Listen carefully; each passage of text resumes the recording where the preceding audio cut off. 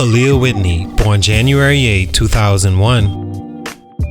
Potential. It's a word I think subconsciously has become more and more confused with the word guarantee when it comes to prospects, their families and circles, and NBA franchises. Carmelo Anthony decided against jumping straight to the league in 2002 to join Syracuse, waiting the time necessary for him to develop, even when he could have been a lottery pick in the 2002 draft.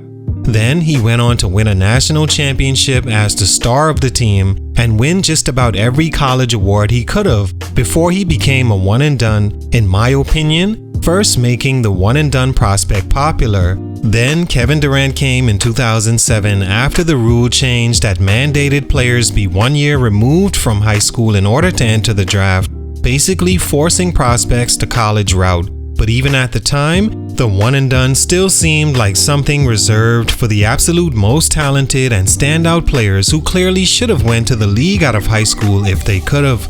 Then in 2008, you had what I think was the draft that set one and dones on a stream, featuring Derrick Rose, OJ Mayo, Mike Beasley, Kevin Love, Eric Gordon, Jared Bayless, and more. Where so many were coming through, all top high school players strive to be one, and by now almost look at it as disappointing if they aren't ready to leave after 1 year in college.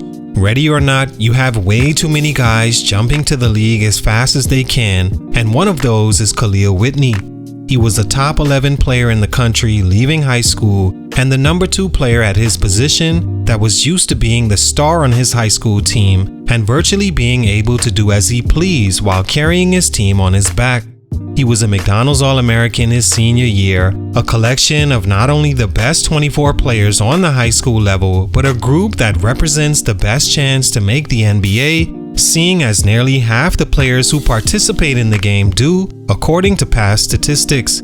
Whitney joined probably a top 2 college program when it comes to sending their kids to the NBA in Kentucky, led by John Calipari, that usually features about a handful of future NBA talent each year, all coming there hoping they can be one and done, seeing Coach Cal's history since, again, 2008. But not all are ready. Those that aren't but leave anyway see the other side of one and done and how important it is to somewhere around or inside you have a voice that gives you the truth whether you like and accept it or not.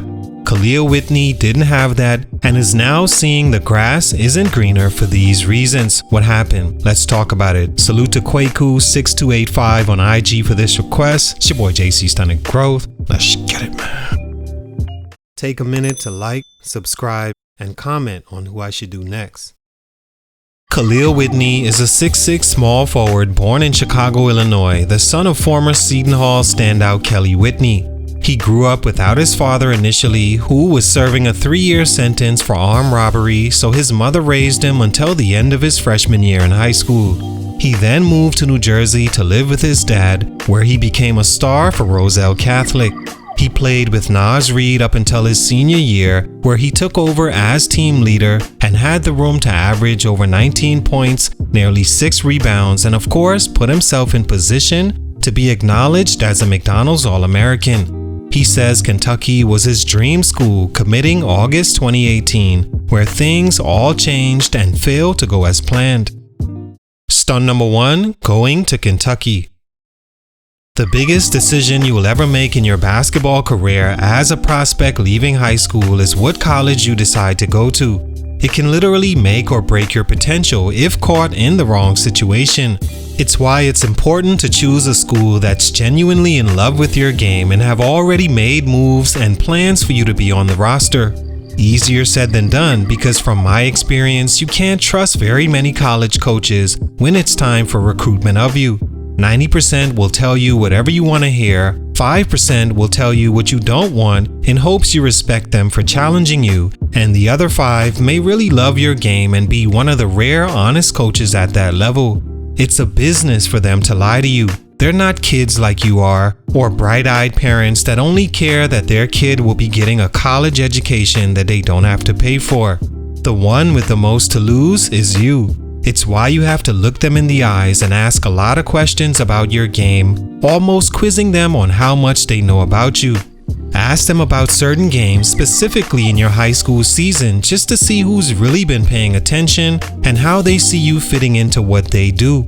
If you like playing a certain way, make sure they already do that as well, and the entire time listen to your gut on each answer, factoring in, do you even like that person as a coach, and can you see yourself being around him for the next 8 months?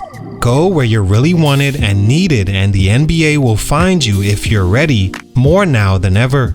KAHLIL Whitney chose a bad school in Kentucky. I think he set his mind on going there too early, and it's easy to understand why, seeing their history, but Kentucky just didn't have enough opportunity for him to shine, going from the focus in high school to a non-factor, and as he says, things not going as hoped. He started the first 7 games but played so poorly, his role diminished to as low as 13 minutes per game for the season. There were 5 future NBA players on the roster that year, and KAHLIL was never one of the main options. Going to UK was a mistake, but not as big as the next one he'd make. Stunt number 2, leaving Kentucky and entering the draft.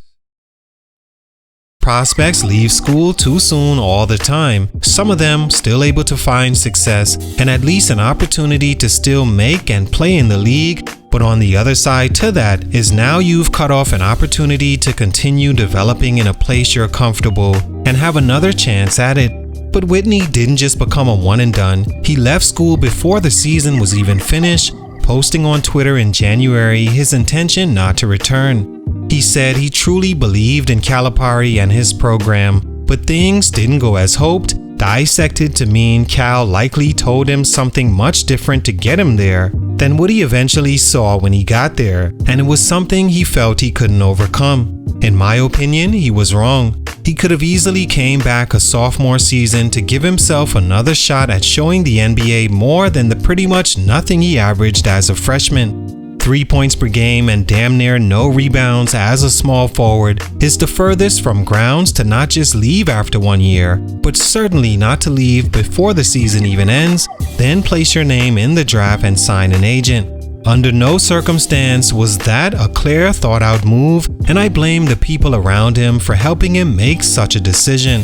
If things were so rocky at Kentucky, it would have been much better choosing to transfer to a different school and playing another year in college, showing improvement and development, also getting some of that confidence back you had as one of the best players in high school.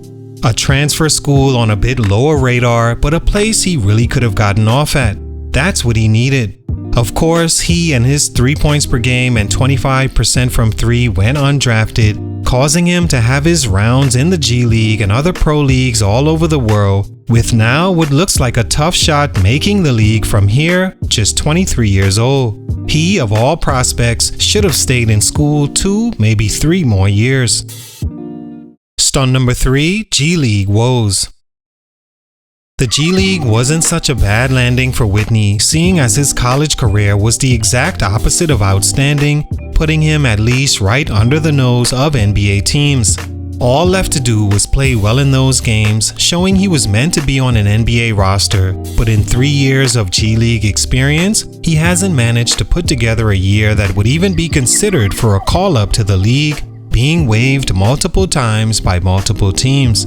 A major reason he didn't fare well in the G League is because, in my opinion, he's 6'6", but still out of position. He plays like a power forward who converted to small forward after it was clear he wasn't going to be power forward height. His moves just don't look natural even when they go in. At 6'6", small forward is even a bit big of a position unless you really have the offensive moves and ability to shoot from deep. Whitney had yet to develop either. He played in the New Zealand Basketball League in 2024 and looks like even the G League was too high a level for him, hurting his chances making the NBA even more. All in all, KAHLIL Whitney was misguided. There's no way he could have honestly thought he was getting drafted after the year he had at Kentucky. He needed more time to develop and find his true future role as a pro. He took a chance and saw there's another side to the one and done. That's a journey few make it from. Salute, much respect, but for these reasons, his growth was stunted. It's your boy JC Stunted Growth, and I'm out.